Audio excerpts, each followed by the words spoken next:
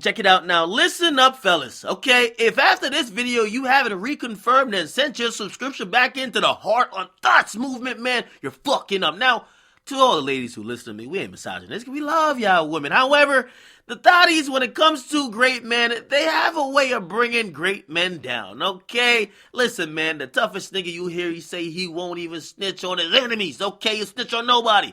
But you put him in bed with a thought, with some good pussy, and that snap-back vagina cavity, these niggas will start singing like a bird. Pillow talking. That's what I'm talking about. Niggas will tell their deepest, darkest secret 5 seconds after they just ejaculated. Okay, now, we're getting to find out. And ain't this a bitch? That the person that may have told on Drake might not even be Kanye. You know who it was? Drake's BFF, the guy who came out recently defending saying, yo, the last straw was you going at my BFF and my producer 40 about his sickness. Come to find out, 40 may have inadvertently given out the secrets about Drake to a thotty he was long dicking. Now, according to Pusha T, and he said all this on Joe's Button podcast, okay? With that being said, again, and back to the show and just addressing those things. Please. The information came from 40. It didn't come from Kanye. At all.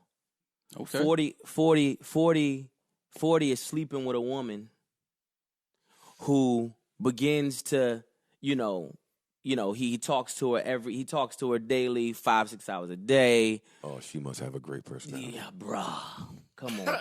Listen, talks to a woman 5-6 hours a day. Provides opportunity for her. Provides opportunity for her. He's a great guy. And ultimately speaks about how he's disgruntled about certain things, notoriety and things involving Drake and his career, so on and so forth. He said, man, check it out, all right? 40's over here piping this bitch out, piping her out. Okay? And he's confiding in her and telling her all type of shit like, yo, we going to meet the kid. We going to bring gifts or whatever. Now, as I said, trust no thotties, and I'm telling you, I got to re-listen to the movement. Because this chick, of course, she's moving from dick to dick, ball sack to ball sack, and she's slurping them all up. She got over to Pusha T. You know what she did? She fucking divulged a secret. So basically, Pusha T claims that girl told him, and he says he don't even know if she knew what she was doing, but he got the information nonetheless. Okay? Now, this kind of mirrors a lot of what goes on in the streets. And y'all see this shit in the movie all the time. Sometimes if you can't catch an op, you gotta send a chick to go get him. Because you know what, man? Niggas will never be lacking until they go to fuck. Okay? They stay lacking. Okay? Now, if this is the way, and by the way, I'm a little skeptical of this story.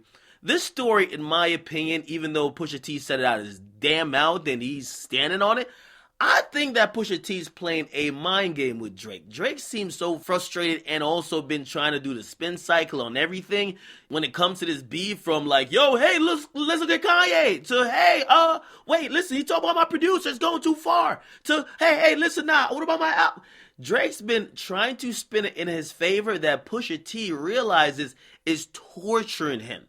And he's going to torture him even more because you're not going to out-interview Pusha T. Drake did one interview in like 8 months, right, on the shop. Now you get Pusha T who comes back and respun the narrative to say, check this out, bro, okay? I know you think it came from Kanye, but now I'm going to fuck you up. And by the way, this is how you plant a seed that Drake starts looking at like 40 somewhere. Not sure it will work because if you don't know also what happened, allegedly, Drake and Quentin fell out over Drake feeling he couldn't trust Quentin. But I don't know if you guys know that. Keep this in mind. Now, of course, Drake and Quentin is not like Drake and 40, but even though Quentin maintains, yo, I never told nothing to Meek, I never sent no reference tracks, it wasn't me, Drake never fuck with that guy again, okay? Now, supposedly it was DJ Drama and them. Drake definitely don't fuck with them again either. However, that break of trust ruined the relationship between Drake and Quentin for a long while. Now, if we're seeing the seed being sown by Pusha T, that, yo, the guy who actually sold you out is your man's, damn. Will Drake maybe have some type of internal conflict in OVO with one of the guy who runs his labels and also produces his albums? Or will he take it on the cheek and probably look at it the way how he was talking to LeBron and he says, yo, you let me down, bro. You get me? Like something like that. However, I think that Pusha T is playing a very complicated and slick mind game. This is where, and this is a difference in my opinion, between a Meek and a Pusha. Pusha didn't only stop with the bars. Pusha is manipulating or at least spinning and using mind games to fuck with Drake. Okay? He made a very good point. He said, I put out a cover art. I got this nigga to write a whole fucking dissertation in a notepad. I then get him to get Jay Prince to start moving around apologizing for some shit. I basically have been controlling his whole movements and actions since our beef because he doesn't want to look that bad.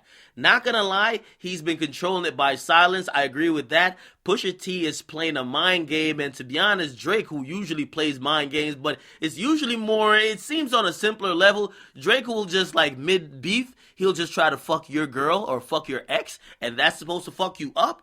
But you see where Pusha T is playing it like, maybe a man's told me. No, your guy who stands right next to you in war all the time, he told me.